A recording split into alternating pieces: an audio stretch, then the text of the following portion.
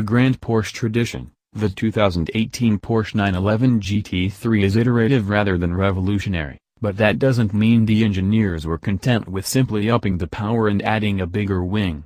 They did both, by the way, but much more than that. Sure, the engine displaces 4.0 liters and makes 500 horsepower, just like the GT3 RS.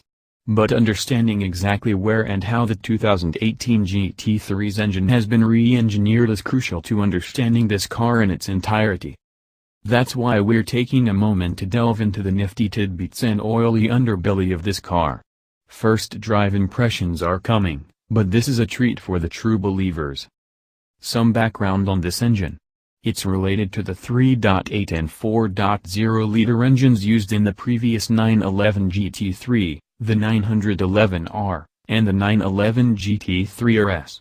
But it differs in some important ways from the units used in those cars. For one, the engine compression has been increased to 13.3 to 1, compared to 12.9 to 1 in the other three. Porsche spent a lot of time identifying and combating friction in the internals as well as the ancillary components, basically scavenging otherwise lost power without needing to punch out the engine even larger. Remember, the old GT3's 3.8-liter displacement represented the most Porsche could expend the bore, so the step up to 4.0 liters required stroking.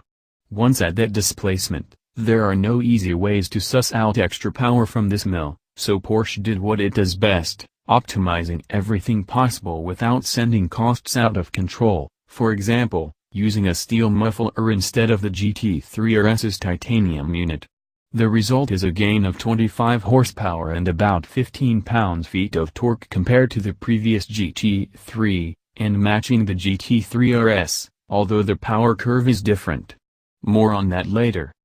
In between laps at a little circuit in Spain, I noticed Andreas Reuninger, the guy in charge of the entire GT program, standing over by a static engine display alongside the track and got him going on what makes the engine tick. We started with the solid lifters, which replaced the hydraulic ones in the last GT3. The change allows Porsche to use softer valve springs, which reduce friction, and therefore horsepower loss, in the valve train. I'm told the lifters don't need adjustment over the engine's lifetime, and that the system is derived from Porsche's racing experience. After all, the 911 RSR uses the same rigid valve drive concept, to use Porsche's lingo. Reuninger looks like he's geeking out about this, which is undoubtedly true.